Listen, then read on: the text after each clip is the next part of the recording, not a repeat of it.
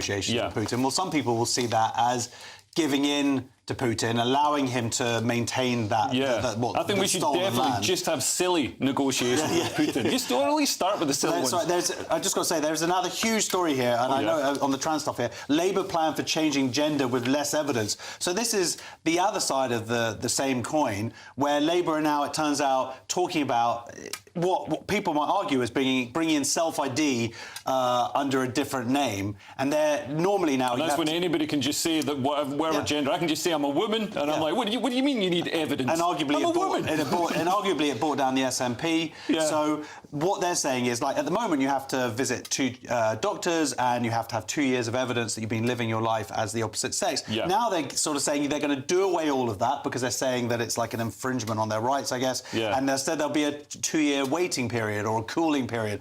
That is... Still, the point is, from that point, you make that declaration, and now they're making it down to 1 doctor. And let's quickly, before we... I mean, Sorry, it does sound... I don't think it's a good idea. It does sound quite silly, but I think I'm going to enjoy the absolute clown show that it is. But let's quickly fit The Guardian before we go to the break, Josh. OK. Labour set to name dozens of new peers. So this is what always seems like happens when a new government comes in, but because of 14 years of the Conservatives being in charge, with a bit of Lib Dems in there, they have 104 more peers. Now, Keir Starmer said that he wants to abolish the House of Lords as it is. But in the meantime, they want to get through a lot of legislation in that first 100 days. So they've got this kind of list that they're working up, that Sue Gray's working up. She's top of the list. No. I mean, I wouldn't be surprised if she's on it. Of people to be able to balance it more to get this legislation through. And then they're talking about, like I said, reforming it. But it does serve a role in terms of keeping a check on the government. Certainly, with this supermajority everyone's whining about, it's, you know, having the House of Lords there would be a valuable check. I think because it makes sense to have a chamber that isn't elected, so they don't need to worry about, you know, what the short-term goals are for, you know, they don't need to worry about that. They can do what's, you know, best for the nation. Yeah, it does feel peak Starmer to me, though. You know, he is someone who says absolutely no to the House of Lords, but when I get in, put at least 100 new Lords in there just to help me out. It doesn't make any real sense. It's like he has Tony Blair in his ear the whole time. We're essentially getting Tony Blair 2. I voted for Tony Blair 1 in 1997. And any regrets? I don't have any. I think it was brilliant. I've got massive regrets. I thought he was the best at the time, and now he's destroyed the country. Devolution, mass immigration. What else? Private finance initiatives. He was aware. He was aware of those final 3 years of the century did feel good, though. Yeah. Well, that's the front pages. That's just because we were 19 at the time. That's the front pages sorted. But stay with us as we delve deeper inside after the break. See you in a moment. This is GB News, Britain's news channel. Almost half of those seeking to have an affair are happier with their job than with their primary relationship. But what exactly does a cheater do for a living? Well, medical assistants and nurses, surprisingly, top the lists of professions for female cheaters, and it's jobs in IT or tech for male cheaters, which I think is less of a surprise. No. This is all according to a survey by the dating site Ashley Madison. OK, so why do people cheat? To answer this, we're joined now by broadcaster and psychotherapist Lucy Beresford. Good morning, Lucy. Morning, Lucy. So, is it OK of me to say naughty nurses in this day and age? Am I going to get cancelled for that? You're out. Yeah, I'm out. Been cancelled. See ya. There's the door. But yes, you're talking about the caring professions, and I think it's very appropriate. I'm surprised by that. Women, well, because they're very nurturing, very loving, very giving, whereas the males who are in tech and IT, very strategic. Is there a link between high-pressure jobs, maybe nurses infamously, you know, they're working long hours, underpaid, stressed out? Is there a link between jobs of that nature and cheating, maybe as a relief? Absolutely. Is it just about sex, or is it about emotional connection? Is it about emotional validation? And increasingly, people are discovering that their primary relationship is just not a place where they feel safe. This survey found that personality didn't actually come into it that much. It was about half and half if you're an introvert or an extrovert that you'd be likely to have an affair. I think that's right. And I think that just speaks to the fact that all people want to have a good emotional connection. So it doesn't matter whether you're really social or whether you're someone who has to recharge your batteries in private time, that actually we only ever want 3 things in life. We want to feel safe, we want to feel loved, but we also want to feel heard. And in increasingly a number of marriages and long-term relationships, we get into grooves, we get into ruts, and we stop hearing our partner, we stop listening to them, and they stop listening to us. The People's Channel. In the GB newsroom, we bring you the news as it happens. With our team of dedicated journalists across the UK, GB News brings you accurate reporting of the day's topical agenda. When the news breaks, wherever and whenever it's happening, We'll be there. This is GB News. The People's Channel, Britain's news channel. I'm Christopher Hope. From pop stars to politicians, I'll interview anybody in a pub who's got a political opinion. Join me every Friday on Spotify, Apple Podcasts, YouTube or gbnews.com, or wherever you get your podcasts. GB News, Britain's election channel. If you want your news to be straight talking, this is the nightmare for the Conservatives again. Down to earth. It's not just Nottingham where this is happening, is it? And most importantly, honest. Hard-working, middle-class taxpayers, they'll get their book thrown at them. They catch me, Martin Daubney, Monday to Friday, 3 till 6 p.m. on GB News, Britain's news channel.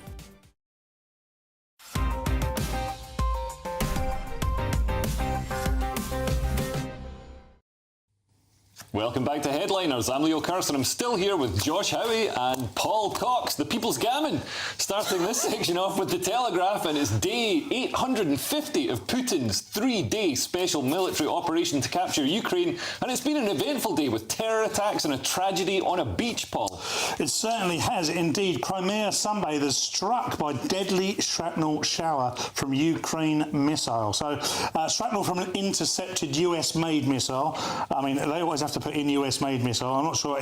I guess it does matter. Anyway, fired by Ukraine, hit a beach packed with sunbathing tourists in occupied Crimea on Sunday. Russian officials have said at least 5 people, including 3 children, have died of shrapnel wounds, and they're expecting that toll to rise. Yeah, this is an ATACMS cluster bomb, which is obviously designed. It scatters a lot of munitions over a wide area, so it's going to be lethal on a beach. It's going to be horrific. It's tragic. I think because it's intercepted, it's worth pointing out that the beach was not the target. No, and there's a lot of military installations around Crimea, and actually close to this beach, in fact. So when a Russian air defence missile struck the missile, and so it's really it's an accident.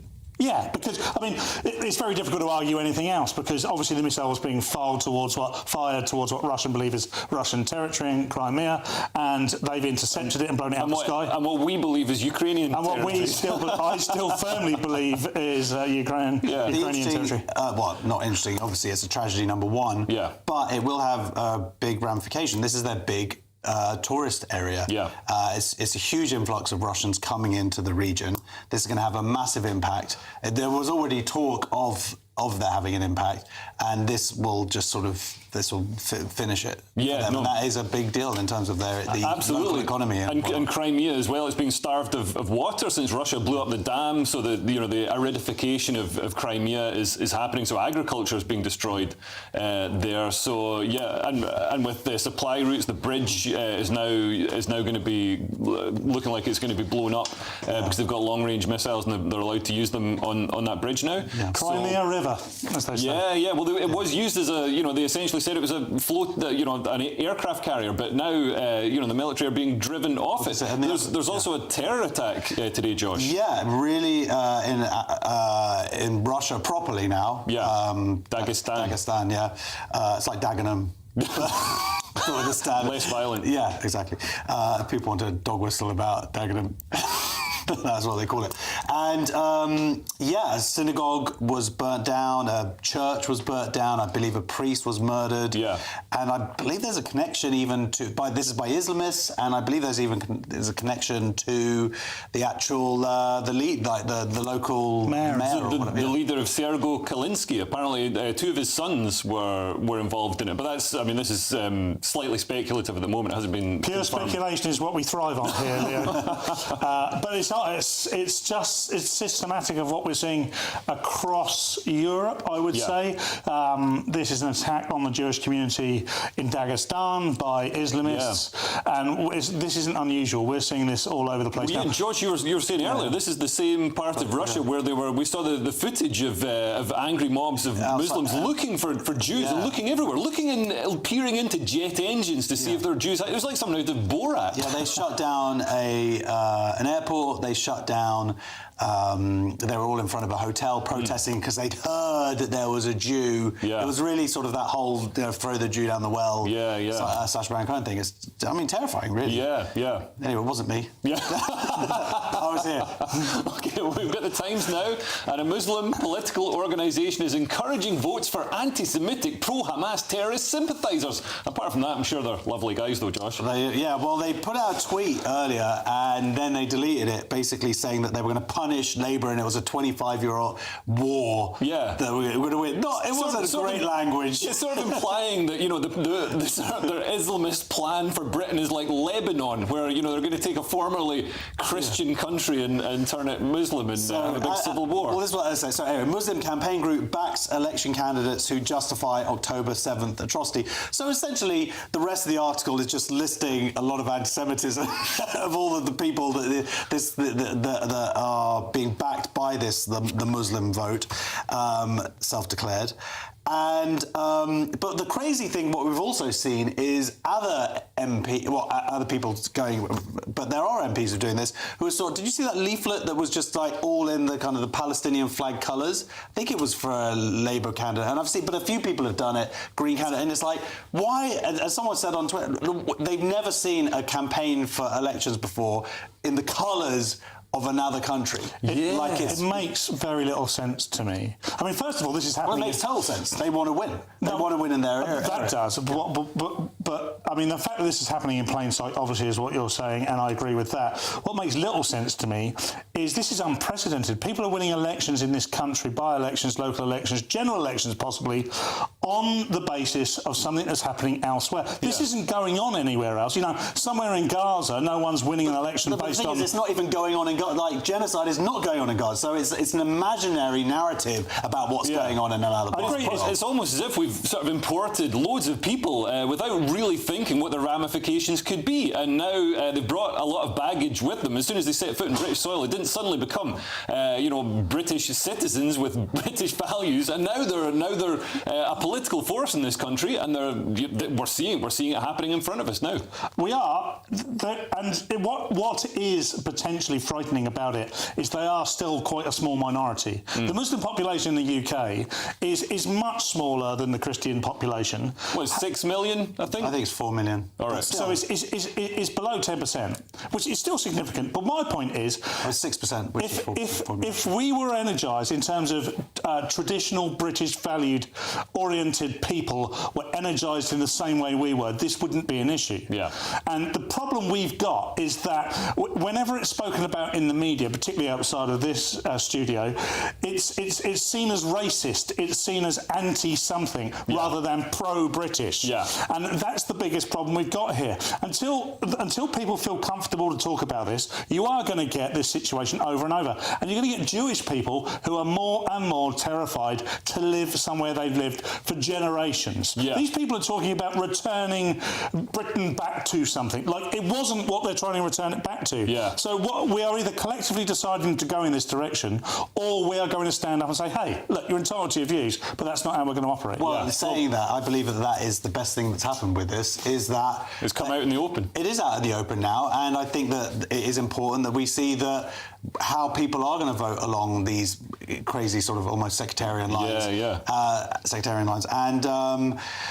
And I think now we can actually start talking about this as an issue. Without automatically getting called racist. We've got The Guardian now as well. reporting on a successful initiative to clamp down on housing benefit fraud, and somehow spinning it as unsuccessful because it's The Guardian, the newspaper of choice for benefits fraudsters, Paul. DWP algorithm wrongly flags 200,000 people for possible housing benefit fraud.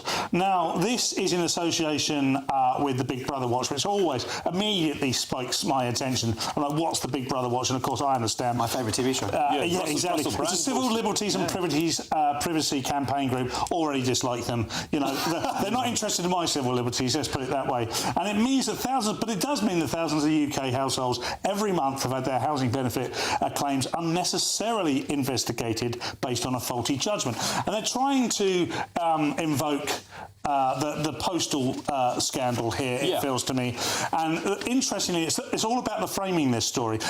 We are very much reliant on technology. I am with them on this. Yeah. We are so over-reliant on technology, this will happen. But technology brings efficiencies and savings in terms of taxpayers' money. So there is a balance there. What they try and say, and they will do because the Tories have been in power for so long, is this is an inherently Tory issue. In 3 weeks' time, this will become an inherently Labour issue. Yeah. And they're going to have to, instead of blaming government, we've got to get round a table and start talking about what it is we should be doing. But the actual case here, so the algorithm, they're saying this algorithm wasn't accurate in catching people because only you know, around 40% of the people that it sifted it turned out to have committed benefit fraud. But an algorithm isn't going to be absolutely precise. It's just narrowing the amount of people you look at. It's narrowing the pool, making it more likely that, you know, you're going to look at those people. And for every £1 that was spent on this initiative, the taxpayer saved £2.70. So I mean, it's incredibly successful in terms of value for money. It's a little bit unclear on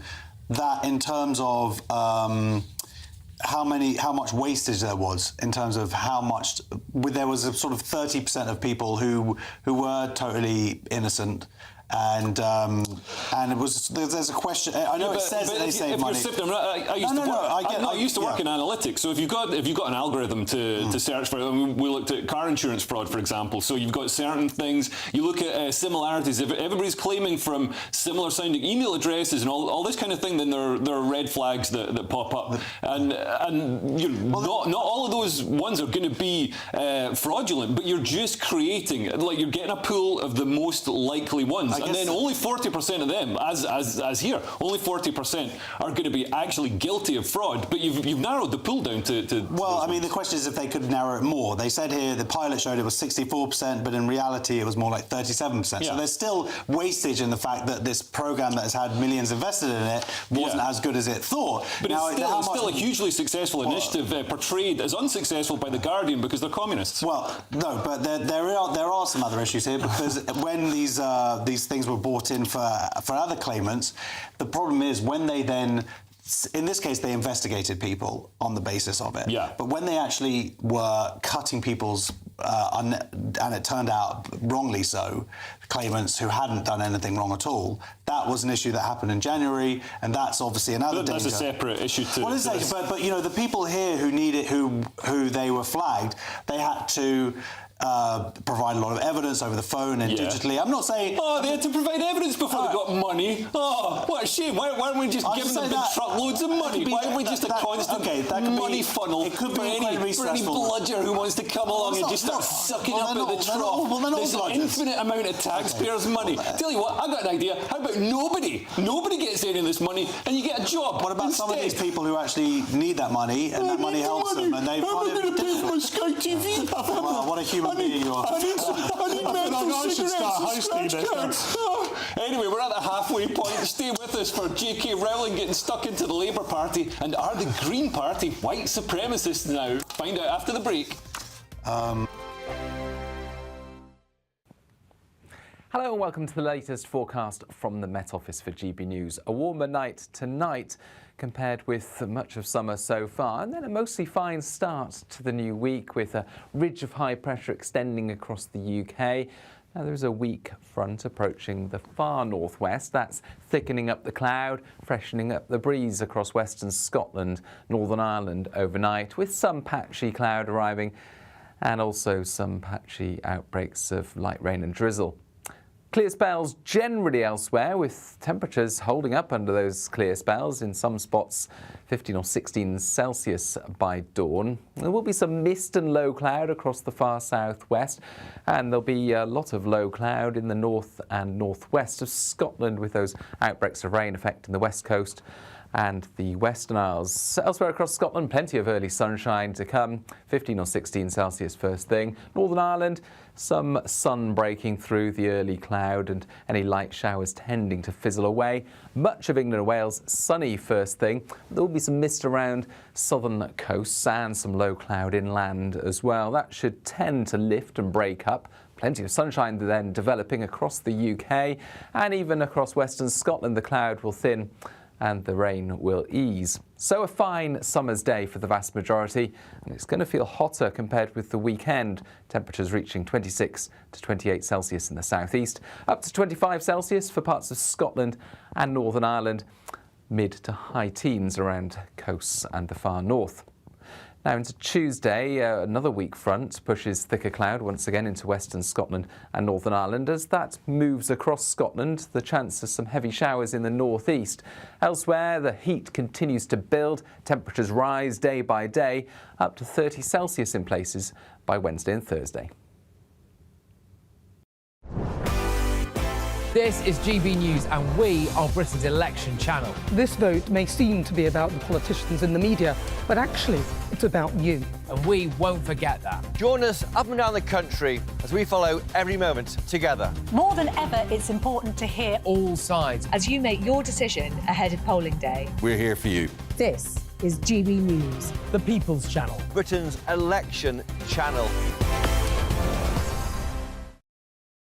On election night, we are throwing a party. The GB News Election Night Watch Party will be live from Essex and you are all invited. On air from 10 o'clock, we'll have familiar faces from across the channel, entertainment and lots more stuff as we keep our eye on all the results as they come flying in. If you want to join our live Election Night Watch Party audience, scan the QR code on screen or go to gbnews.com/election party.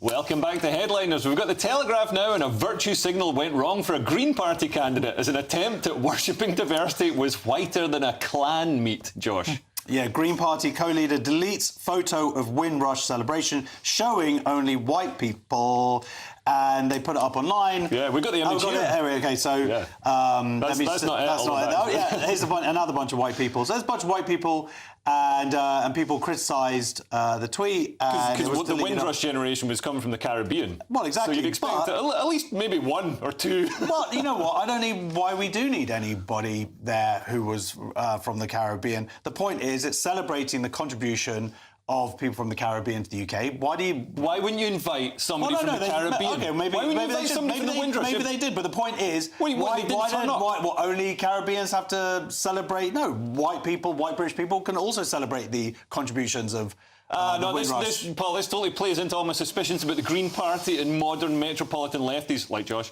who virtue signal. I didn't stick on the photo. I just think, I don't know why they deleted it. I think it's a totally fine photo. They're all like, oh my God, I'm so non-racist and diversity's so great, but they don't actually have any black friends. Yeah, they're following their own sword here slightly, haven't they? That's what's happened. Josh is right. You know, why can't... we're in Westminster now. Today was a celebration outside for Windrush. It was 90% white people in the centre of London celebrating whatever they were celebrating. Should have put Carnival at the end of it. That would have made it be different. However... It is so interesting to me. This should have been a non-story. It's, you know, these people still supported their cause, irrespective of what anyone else thought. They took a photograph that didn't take away from anything whatsoever, and then they just chose to focus on the colour of skin, which is anti the whole Windrush scandal, really, because the whole point is that back in the 60s when they came over here, that they had to, you know, they worked very hard to integrate, and our own government worked against them. And all of a sudden they said, but through anti-racism, they're becoming more and more racist on a regular basis for me. There is no problem with that photograph, as far as I can tell. Obviously, I'm pro-white people, but not in a way that most people think I am. I disagree with you, because all the people in that photograph look very annoying. Yes. We've got The Independent now with the latest on the Conservative betting scandal. Apparently, senior Tories are turning on Rishi Sunak. This sounds like it could be another scandal itself, Josh. Totally. Rishi Sunak is under mounting pressure to intervene in the Tory general election betting scandal, with senior figures calling him to act. This is because it's one of those stories that is just been growing over the last week or so, and it came out and it seemed pretty funny. And then the next person, who was another aide, came out and it also seemed pretty funny. And now there's 4 people who are being investigated. Yeah. Still seems really funny. And there's concerns there could be a cabinet minister involved, and they're not denying that there is a, The point is that they're now saying that not everyone should come out and say they're not, you know.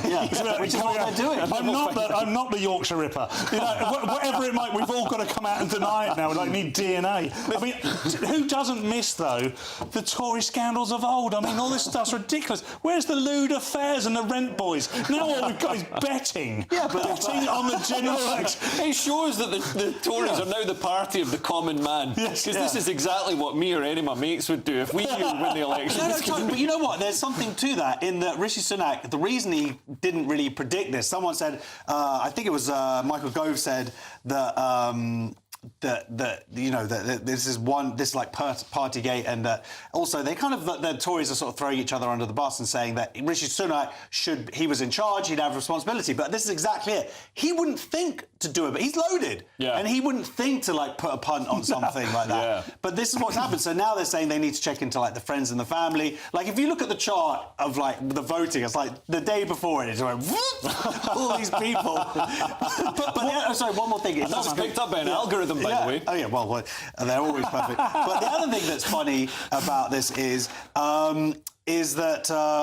now I don't know what it is. The only thing I was going to add is that the people in the know only bet £100. Oh yeah. If you're going to get, if you're going to put your reputation and career at risk, do it for £1,000. That's how little they trust Rishi Sunak. There is something funny. Well, on the day it was announced, the election, all the Tory cabinet members, everybody was like complaining that we didn't know, and it seems like this is the reason why they're complaining about it. Well, we've got the Daily Mail now with an example of a worrying trend for violence against politicians. This time it's Labour's Stella Creasy, Paul. Yeah, continuingly worrying trend. Labour MP Stella Creasy's office is smashed and malicious leaflets are circulated as she issues warning to culprits of anti-democratic attack. So this is Stella Creasy, and she, 47, she is the Walthamstow MP. Now, I saw this and I thought, North London, Labour, I wonder what the motive could be. But the Mail here, and quite disingenuously, set about not providing any motive whatsoever and started talking about old stories. She was famously the person who brought a baby into the Houses of Parliament and brought that up. No coincidence. Because there have been recent attacks on offices, like Mike Freer, the Tory MP, his office was attacked. I think it was an arson attack, and that was sort of Islamist motive. She was attacked in the past, like Syria, like rape threats, death threats. The police have been involved before, but you're right, to focus solely on this angle, like make it seem like it's somehow connected, when what they didn't report, which is what the Telegraph did, is it said, graffitied in front, Labour is child bombing liars and genocide. It's like, now we see. So there's it's either an Islamist or it's a far left crank. There is a photo has been released. I think we've got the photo here, so we can show it. So you can see the hammer attack on the window there. Yeah. But she's saying quite clearly, like that I'm not going to be cowed, and that they're going to investigate it, and they should be prosecuted and go to jail and whatever. Obviously, if it turns out to be an Islamist, the police won't do anything. Well, we've got the Telegraph now with a call to criminalise lying about military service, Josh. Yeah, police chiefs call for stolen valour offence to criminalise false medals. And this is after Nick Adderley, who's the chief constable of North Hampshire. It turns out he was only 15. He had some medals from the Falklands, and he would have been 15 during that war. Should get an extra medal for that. Probably a Boy Scouts badge. We used to have a law in this. We used to have a law in this country for exactly this offence. It got taken away in 2006, and now I don't really understand why it was taken away. Lots of other countries have exactly this law, and they should be bringing it back. It makes total sense, and they were going to, but of course the government failed to do it. Yeah, and I know that soldiers really don't like it when people pretend to be soldiers. I grew up in Portsmouth, and obviously the Falklands was big for Portsmouth. It was a part of my early life, and this sort of thing is very much frowned upon. I don't know if we need to add in new laws. I get why you would want to. One thing I would say is nothing is going to overcome the shame that is now going to be placed upon this person. Yeah. His reputation is dead. His career is dead. He won't be able to go anywhere. And if he was saw any active service at all, that's going to all be discarded now because he clearly wasn't part of the Falklands War if he was 15. They just didn't send. You know, it wasn't World War II. They weren't desperate. They were sending fully grown trained men out there. I mean, is it just like lying on a CV, or is it like, you know, in the corner of a Weatherspoons pub he's arguing stuff? it is like lying on a CV, but the CV is whether you've gone to fight for your country, and people that have done have lost their lives. You know, it's undermining a whole thing. It's like me saying that, you know, I host BBC News at 10. Yeah. No, you're on a much better show. But exactly, that's a terrible analogy, Paul. Yeah. What have I done to myself in my career? There's much more risk attached to this show. Good point. I don't know why I said it, but carry on, mate. Sorry. Well, we've got the Telegraph again with a sign of changing times as a play is being cancelled for being anti-TERF instead of anti-trans, Paul. Fascinating, this. It is from our perspective, that's for sure. Edinburgh Fringe venue threatens to pull play about J.K. Rowling's trans row.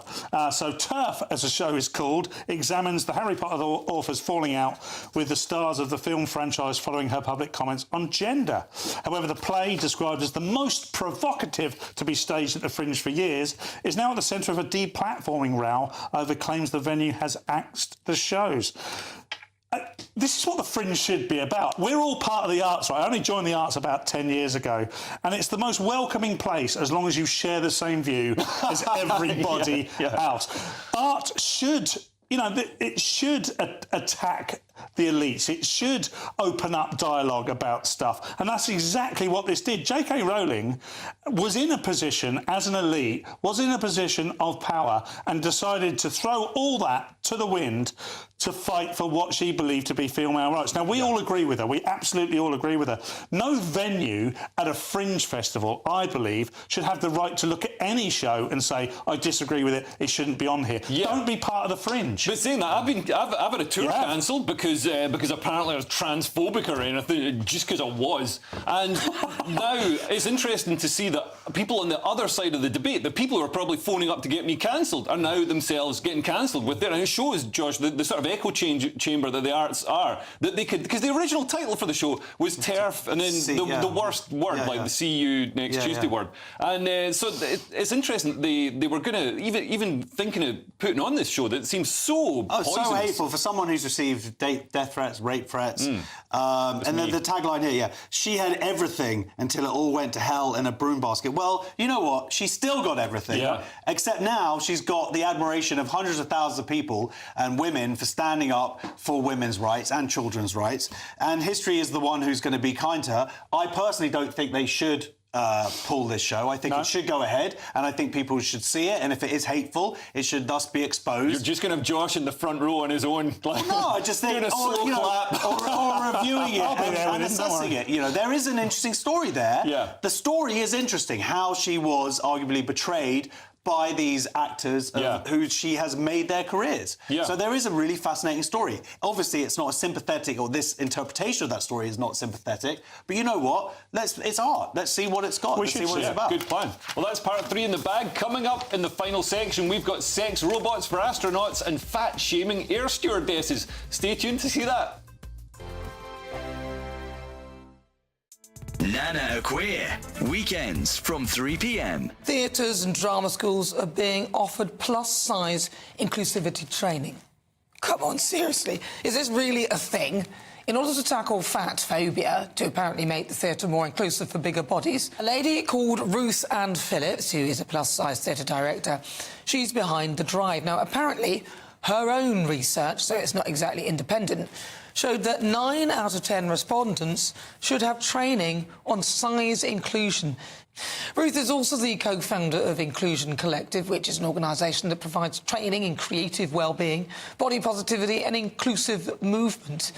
Her website contains resources on fat activism, advocacy for the rights and dignity of fat people, combating discrimination and the body-conscious scale. This is actually about health. Ruth is conflating the two. Professor Carol Sikora, a consultant oncologist, said normalising obesity has become fashionable in advertising and the media, simply to sell stuff. But it's got nothing to do with celebrating diversity. Nobody needs to be fat. It's like encouraging risky behaviours such as smoking, driving after a booze up, or lying like a lobster on the beach in the sun. A balanced diet and lots of exercise are the cornerstones of a healthy lifestyle. He went on to say, how could anybody possibly justify these projects? Plus size, inclusivity training, please bring back common sense. Well, exactly. I'm for equal opportunity and for giving people credit based on merit and what they bring to the table, even if it is food. Only joking. That's where the way to my heart is through my gut. I'm looking for a man that can cook.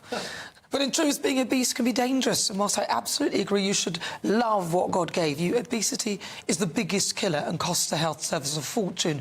People come in all shapes and sizes, and it's a wonderful thing. But to conflate body positivity with obesity is very dangerous. The People's Channel. I'm Christopher Hope. From pop stars to politicians, I'll interview anybody in a pub who's got a political opinion. Join me every Friday on Spotify, Apple Podcasts, YouTube or gbnews.com, or wherever you get your podcasts. GB News, Britain's election channel. Join me, Neil Oliver, every Sunday night at 6 p.m. on GB News. And if an hour is not nearly enough for you, go to gbnews.com for special extended episodes online every Friday at 9 p.m, where we can truly get into the nitty-gritty of what's going on. GB News, Britain's news channel. Join me, Nana Akwe, for an informative, interactive news programme with a difference. It's fun. It's true. You're not wrong. No one will be cancelled. Lovely. Join me from 3 p.m. every weekend, only on GB News, Britain's news channel.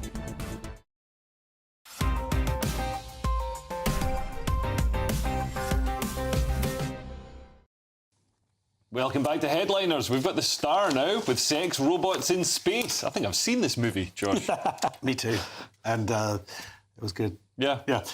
In space, nobody can hear you scream.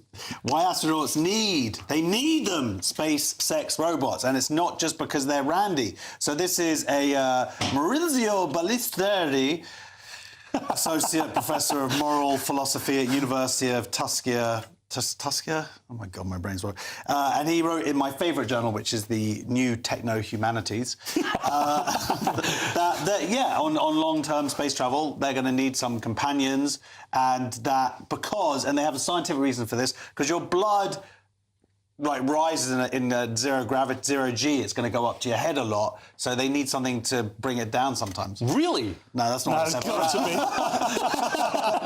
But that is, I feel like they were alluding to that in the article. Be pumping blood around my body using this, this new technique. like the hand crank in an old water pump. Well, they're talking about a lack of emotional support, and unfortunately for some people, they don't have to be sent to space not to have it. Yeah. You know, they've got it at home. So if they're going to be dishing out sex robots and emotional support for astronauts, let's have them here on Earth as well.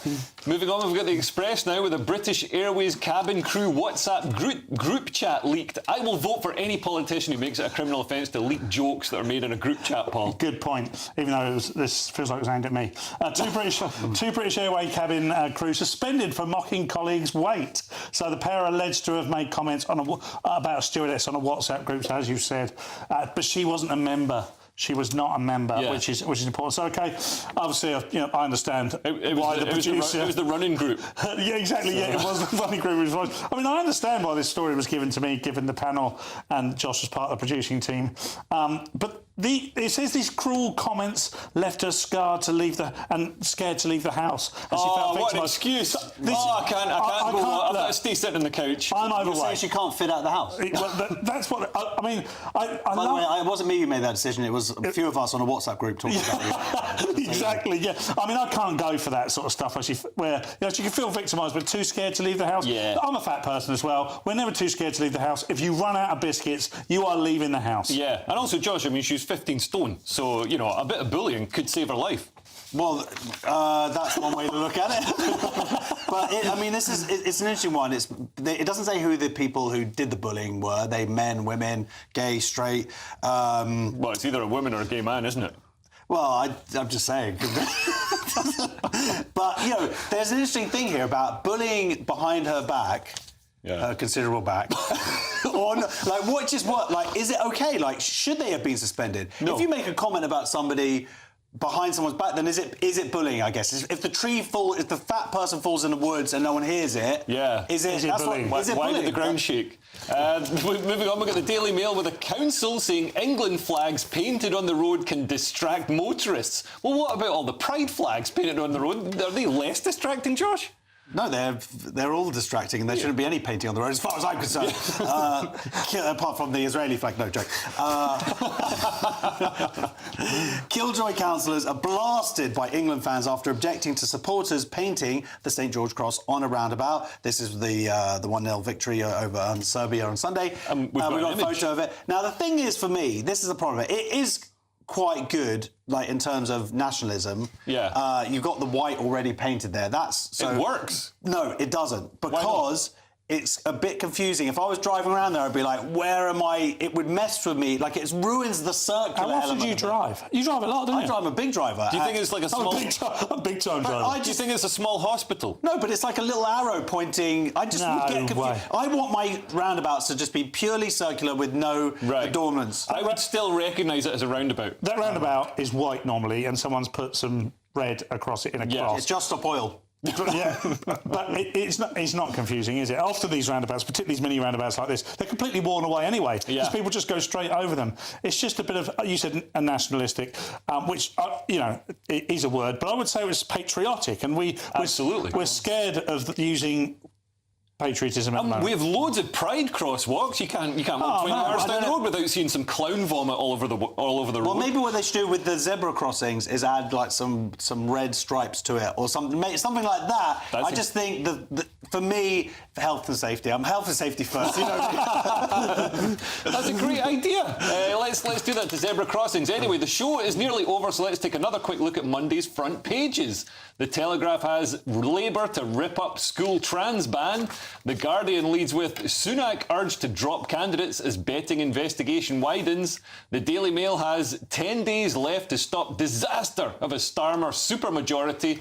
The Financial Times leads with Conservatives lose a third of their voters since January, survey finds. The Eye has Tories question Sunak's leadership as he resists calls to suspend betting scandal suspects. And the Times has Labour plan for changing gender with less evidence. And those were your front pages. And that's it for tonight's show. Thank you to Josh Howie and Paul Cox. We're back tomorrow at 11 p.m. with different people. Bye.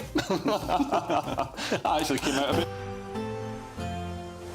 That warm feeling inside from Boxed Boilers, sponsors of weather on GB News.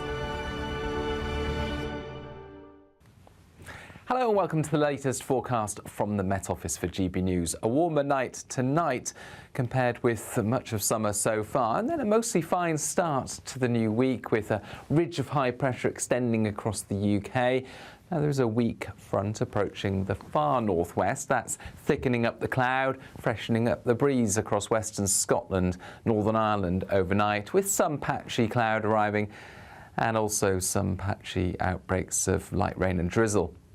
Clear spells generally elsewhere, with temperatures holding up under those clear spells. In some spots, 15 or 16 Celsius by dawn. There will be some mist and low cloud across the far southwest, and there'll be a lot of low cloud in the north and northwest of Scotland, with those outbreaks of rain affecting the west coast and the Western Isles. Elsewhere across Scotland, plenty of early sunshine to come, 15 or 16 Celsius first thing. Northern Ireland, some sun breaking through the early cloud and any light showers tending to fizzle away. Much of England and Wales, sunny first thing. There will be some mist around southern coasts and some low cloud inland as well. That should tend to lift and break up. Plenty of sunshine then developing across the UK, and even across western Scotland the cloud will thin and the rain will ease. So a fine summer's day for the vast majority, and it's going to feel hotter compared with the weekend. Temperatures reaching 26 to 28 Celsius in the southeast, up to 25 Celsius for parts of Scotland and Northern Ireland, mid to high teens around coasts and the far north. Now into Tuesday, another weak front pushes thicker cloud once again into western Scotland and Northern Ireland. As that moves across Scotland, the chance of some heavy showers in the northeast. Elsewhere, the heat continues to build. Temperatures rise day by day, up to 30 Celsius in places by Wednesday and Thursday. Looks like things are heating up. Boxed boilers, sponsors of weather on GB News.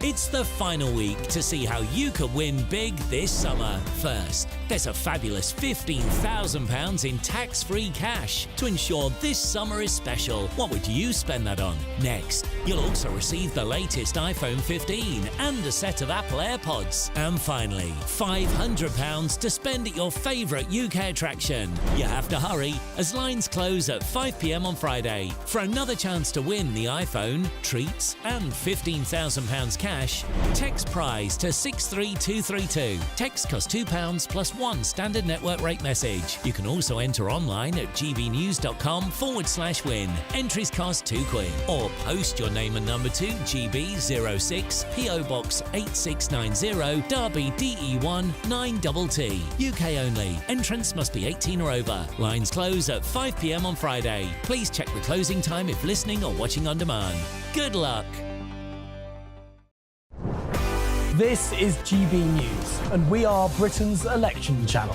This vote may seem to be about the politicians in the media, but it's actually about you. And we won't ever forget that. Join us up and down the country as we follow every moment together. Now, more than ever, it's important to hear all sides as you make your decision ahead of polling day. We're here for you. This is GB News, the People's Channel, Britain's election channel. GB News is Britain's election channel. And when the big stories break, we're tackling them on Britain's newsroom. When we disagree, and we disagree a lot, it's even livelier than normal. We don't disagree that much. We do. His comedy, though, is revolting. I knew her, and unlike you. That explains Beverly Turner's temperament. It's a bit frosty in here, isn't it? He'll have one of me one day. Yeah, for dartball practice. Britain's newsroom on GB News. Weekdays, 9:30 a.m. GB News, the People's Channel, Britain's news channel. On election night, we are throwing a party. The GB News Election Night Watch Party will be live from Essex, and you are all invited. On air from 10 o'clock, we'll have familiar faces from across the channel, entertainment and lots more stuff as we keep our eye on all the results as they come flying in. If you want to join our live Election Night Watch Party audience, scan the QR code on screen or go to gbnews.com/election party. Good afternoon, Britain. your lunchtime update on the stories that matter across the UK. From breaking news and insightful analysis, inspiring stories and lively debates. You're comparing yourself to a former Prime Minister. Which is it? Stay informed, stay updated, stay entertained. I just don't know how anyone would not want to be there. Every weekday from midday. We are Good Afternoon Britain, only on GB News. Britain's news channel.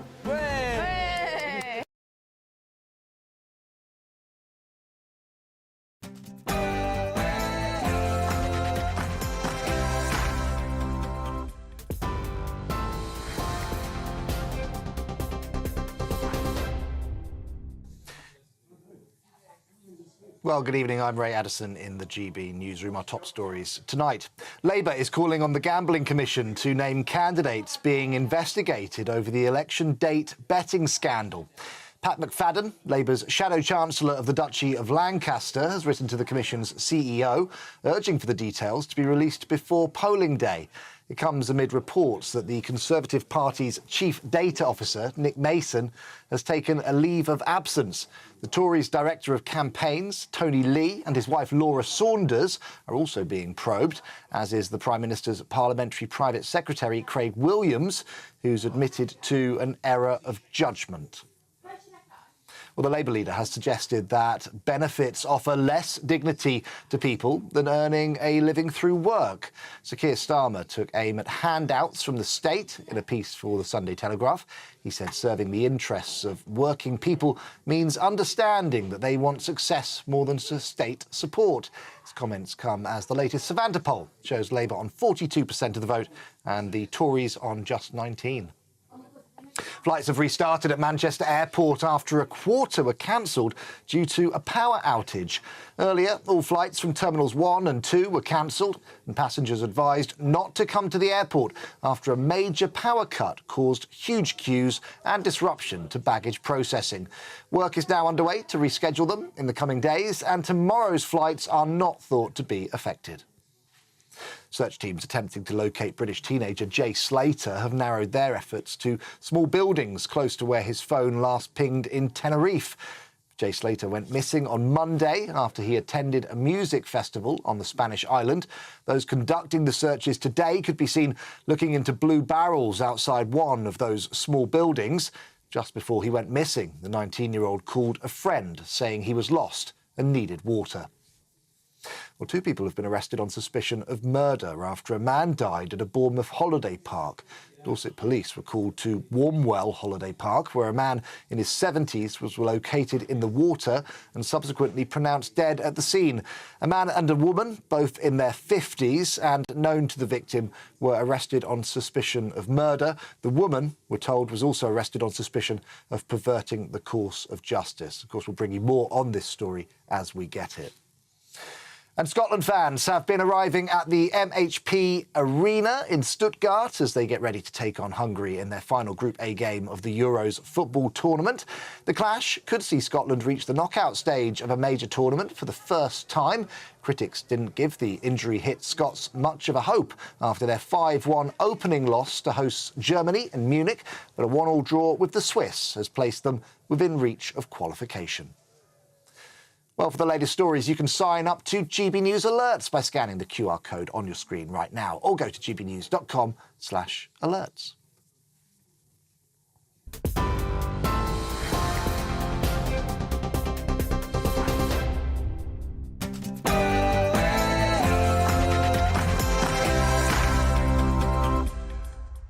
James May gets into trouble over pride flags, Carry On films are set for a reboot, and diversity, equity and inclusion gets an upgrade. This is Free Speech Nation.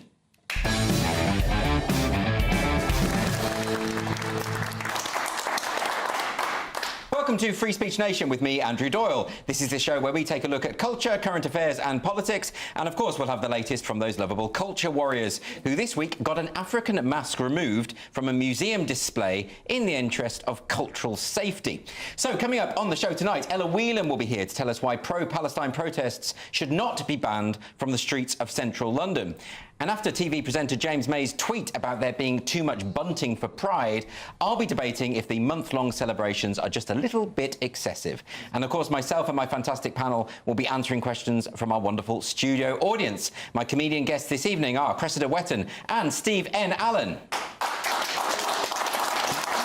Hello. Are you very well?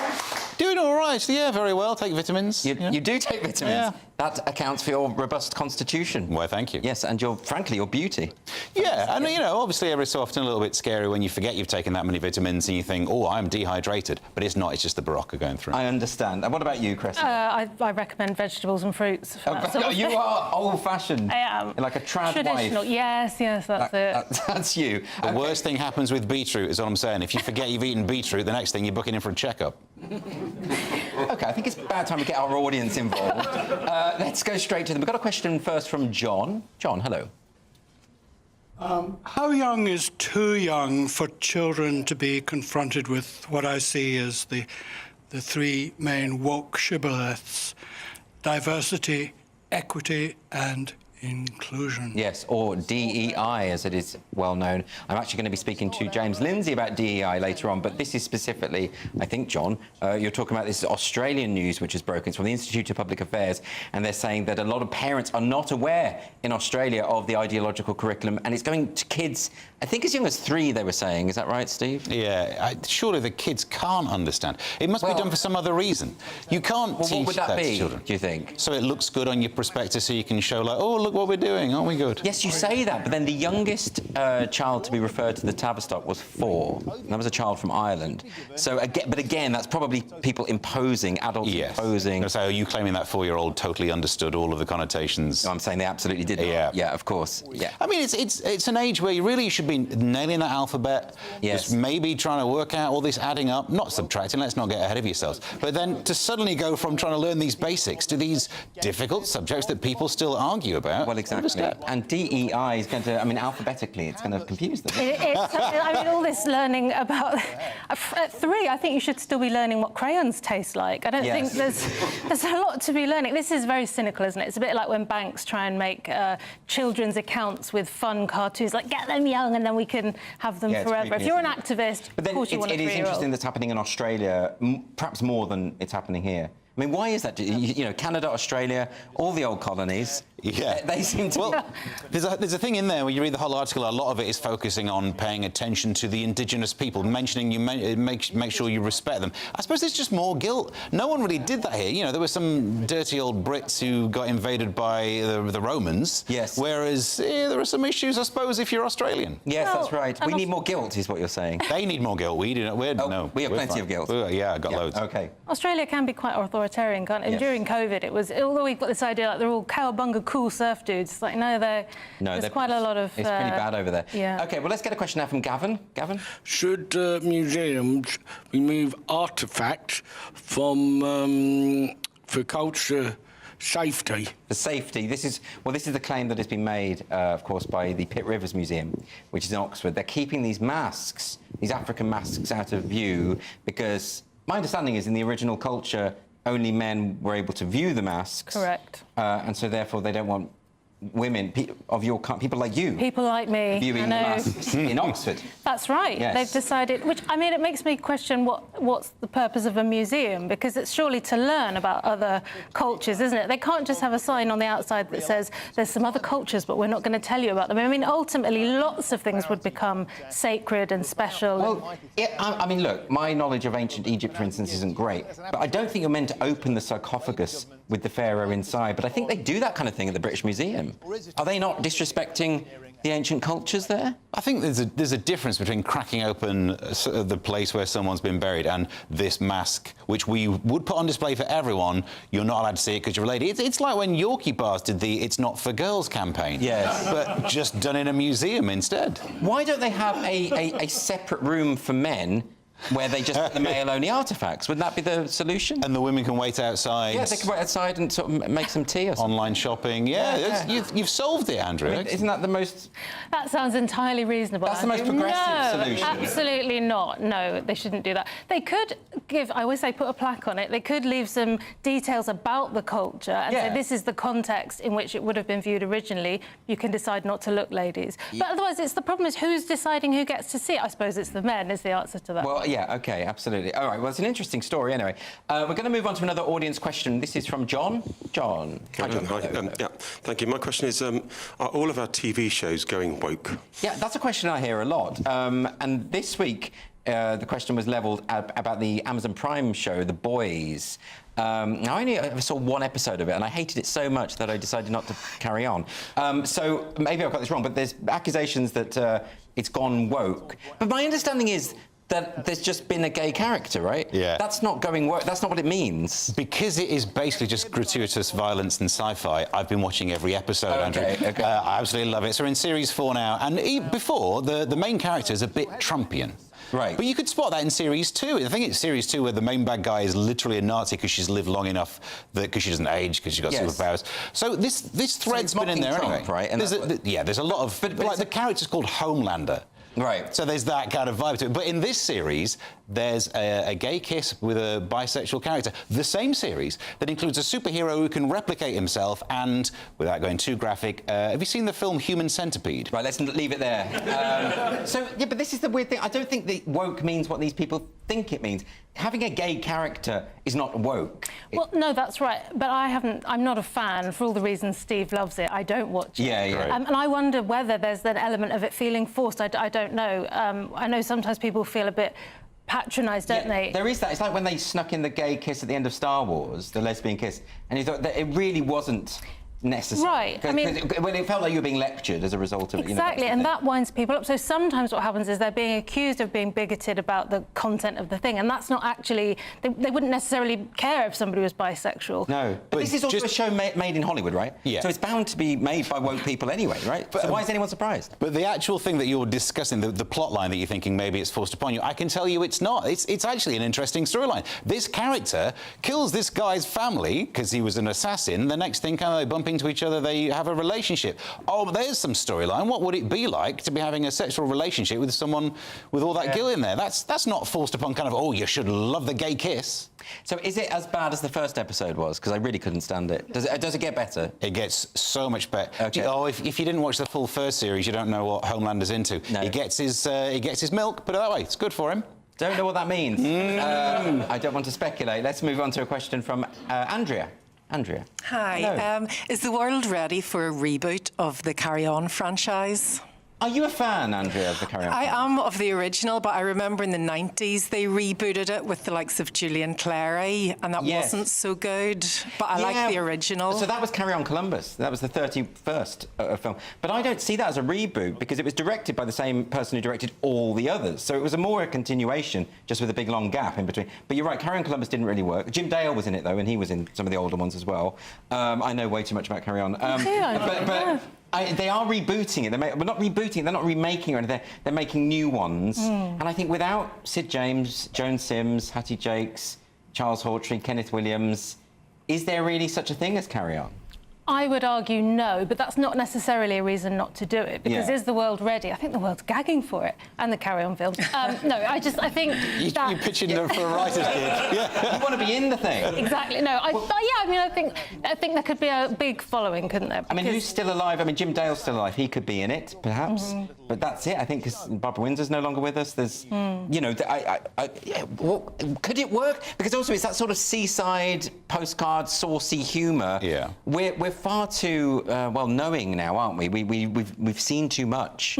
Our innocence has been taken from us, so we're not going to find that funny anymore, are we? You get the... Well, if you've watched The Boys, you will not get your innocence back, trust me. No, there we go. No, I think it's actually a form of escapism. You can watch this, and it's the silly jokes that don't really mean anything, but they're a little bit rude. Little nudge, nudge, wing, wing. It's a time to kind of let go of all the worries of things being too serious. The remake, or whatever you like to call it, the Carry On Columbus, I still remember the joke where there's the sharks in the water, and the woman says, would they eat me whole? And I can't even finish the joke, but it's such a good one. As long as there's jokes like that in it, we can all enjoy it. OK, so it'll be full of double entendre and that kind of thing. So maybe it'll work. I don't know. I just think it's very much of its time. I'm just not sure that it'll work anymore. Anyway, OK, let's get a question from Jeff. Jeff. Hello, Jeff. Good evening. Why is the BBC looking for dead candidates? Well, it's not. It was a typo. Basically, there was a job advert, and the BBC was asking whether people identified as deaf. And accidentally wrote dead. But it was, do you identify as deaf, disabled or neurodivergent?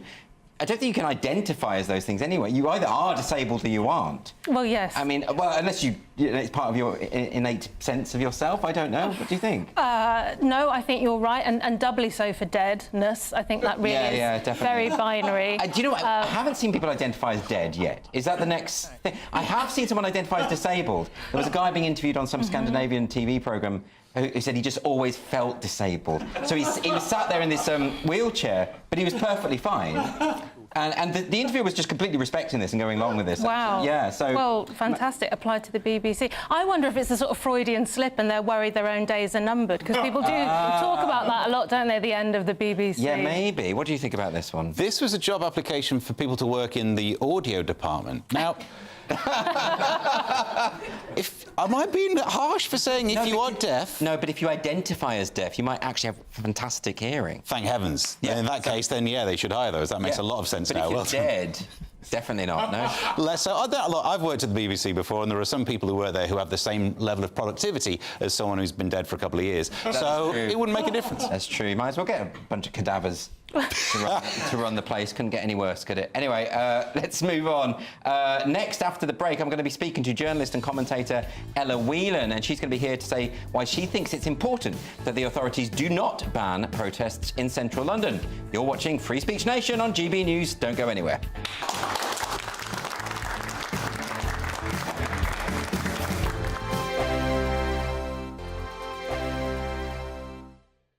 If you want your news to be straight talking, This is a nightmare for the Conservatives again. down to earth, It's not just Nottingham where this is happening, is it? and most importantly, honest, Hard-working, middle-class taxpayers, they'll get their book thrown at them. then catch me, Martin Daubney, Monday to Friday, 3 till 6 p.m. on GB News, Britain's news channel. Join me, Neil Oliver, every Sunday night at 6 p.m. on GB News. And if an hour is not nearly enough for you, go to gbnews.com for special extended episodes online every Friday at 9 p.m, where we can truly get into the nitty-gritty of what's going on. GB News, Britain's news channel.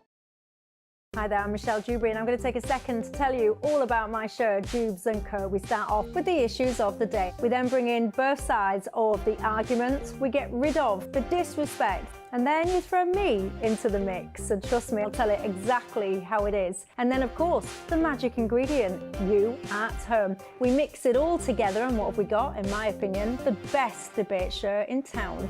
Monday to Friday, 6 till 7 on GB News, Britain's news channel. GB News is Britain's election channel. And when the big stories break, we're tackling them on Britain's newsroom. When we disagree, and we disagree a lot, it's even livelier than normal. We don't disagree that much. We do. His comedy, though, is revolting. I knew her, and unlike you. That explains Beverly Turner's temperament. It's a bit frosty in here, isn't it? You'll have one of me one day. For dartball practice. Britain's newsroom on GB News. Weekdays, 9:30 a.m. GB News, the People's Channel, Britain's news channel. I'm Patrick Christie's. Every weeknight from 9, I bring you 2 hours of unmissable, explosive debate and headline-grabbing interviews. What impact has that had? We got death threats and the bomb threat and so on. As time passes, she could have said stump. You made my argument for me. My guest and I tackle the issues that really matter with a sharp take on every story. Went everywhere. Something practical could be done. Or I can become something different. Patrick Christie's tonight from 9 p.m. only on GB News, Britain's news channel.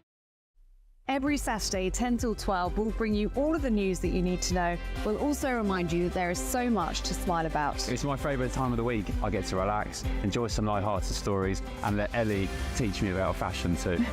That's Saturday Morning Live, every Saturday, 10 till 12. Only on GB News, Britain's news channel. Are the newspapers getting you